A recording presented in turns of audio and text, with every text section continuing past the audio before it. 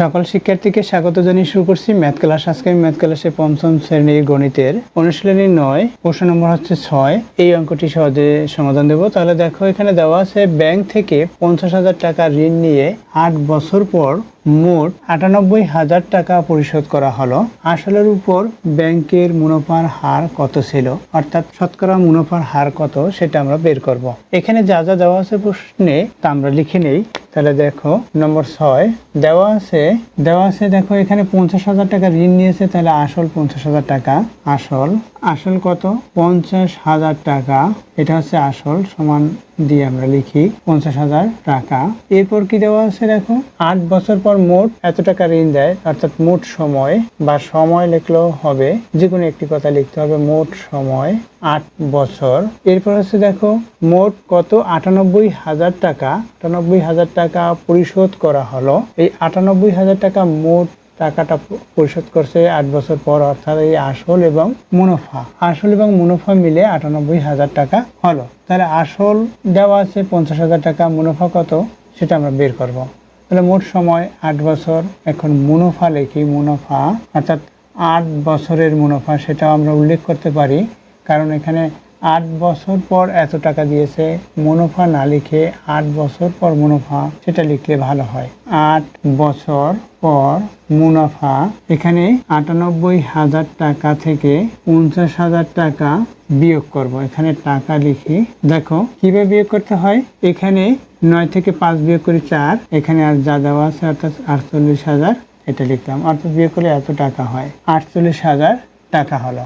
এখন বের করতে হবে কি? মুনাফার হার। এখানে আমরা লিখে রাখতে পারি বের করতে হবে মুনাফার হার, অর্থাৎ শতকরা মুনাফার হার কত সেটা আমরা বের করব। এখন প্রথমে আমরা সূত্র অনুসারে করি। আমরা জানি সূত্রটি লিখতে হলে অবশ্যই আমরা জানি দিয়ে লিখতে হয়, তাহলে ভালো হয়। আমরা জানি মুনাফার হার সমান মুনাফা গুণ 100, মুনাফা গুণ 100 বাই সময় হচ্ছে মোট সময় যেটা ছিল সেটা, সময় গুণ আসল, এটা হচ্ছে সূত্র। এখন অতএব মুনাফার হার, এটা সূত্র লিখেছি তাই এখানে সরাসরি বসিয়ে দেব না, আমরা এখানে মুনাফার হার লিখে নিয়ে মুনাফার হার সমান মুনাফা কত? মুনাফা হচ্ছে 48,000 টাকা গুণ 100 বাই সময় কত? 8 বছর, আসল কত? 50,000 টাকা। এটা হলো। এখন আমরা এইভাবে করতে পারি। দেখো এখানে থেকে 3টে শূন্য, 1টি 2টি 3টি, এখানে 3টে শূন্য বাদ দেই, এটা হলো। এখানে আরেকটি শূন্য, সেখান থেকে একটি শূন্য বাদ দেই, এটা হলো। এখন এই 5 দিয়ে 10কে আমি ভাগ করব। 5 2 গুণে 10, তাহলে এখানে 2 হবে।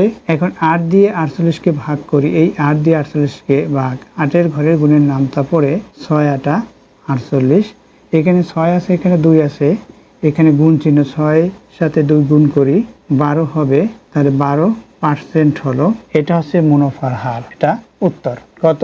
এখানে আসলের উপর ব্যাংকে মুনাফার হার কত ছিল সেটা, সেই কথা লিখে আমরা উত্তর লিখব। উত্তর কিভাবে লিখব? আমরা লিখি উত্তর এই হইতে লিখলে ভালো হয়। কতর স্থানে এই 12% লিখব। আসলের উপর ব্যাংকের মুনাফার হার 12% ছিল, এটাই লিখেছে। দেখো আশা করছি এটি বুঝতে পেরেছো এই সূত্র অনুসারে কিভাবে করতে হয়। এরপর দেখো আমরা বীজগণিতিক যে সূত্র, সেই অনুসারে কিভাবে করতে হবে। আমরা প্রথমে লিখব যে যা দেওয়া আছে এখানে। দেখো এখানে আসলকে সাধারণত পি দ্বারা প্রকাশ করা হয়। এখানে আসল লেখার পরে কমা দিয়ে পি ইকুয়াল এত। দেখো তাহলে লিখি বিকল্প নিয়ম, সুতরাং অর লিখি। দেওয়া আছে কি সেটা লিখে নেই। দেওয়া আছে আসলকে পি দ্বারা প্রকাশ করা হয় 50,000 টাকা। এরপর হচ্ছে সময় এন দ্বারা প্রকাশ করা হয়, এন ইকুয়াল হচ্ছে 8 বছর। এরপর হচ্ছে মুনাফা। দেখো এখানে মুনাফা দেওয়া আছে, সেটা আমরা বের করব। কিভাবে বের করব? মুনাফা লিখি। মুনাফাকে আই দ্বারা প্রকাশ করা হয় ইকুয়াল, এখানে 98,000 থেকে 50,000 বিয়োগ, এখানে টাকা কত? 48,000 টাকা। এটা হচ্ছে মুনাফা। বের করতে হবে কি? মুনাফার হারকে আর দ্বারা প্রকাশ করা হয়, আর ইকুয়াল হোয়াট। আমরা জানি কি সূত্রটি লিখব। আমরা জানি আই ইকুয়াল কি সেটা লিখি। আমরা জানি সরল মুনাফা আই ইকুয়াল বা মুনাফা আই ইকুয়াল, এখানে মুনাফাও লিখে রাখতে পারি পিএনআর।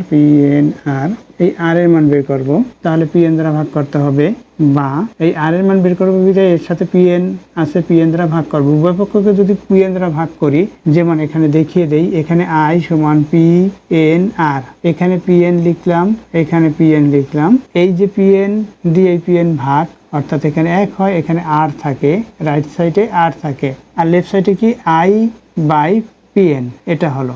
অর্থাৎ এই যে আর সমান আই বাই পিএন, আই কে পিএন দ্বারা ভাগ হলো, তাহলে কি হবে, বা লিখলাম আর সমান কি হলো I by P N equal দেই আই কি, আই হচ্ছে মুনাফা, মুনাফা হচ্ছে 48,000 টাকা, এখানে 48,000 লিখলাম, বাই পি হচ্ছে আসল 50,000 টাকা।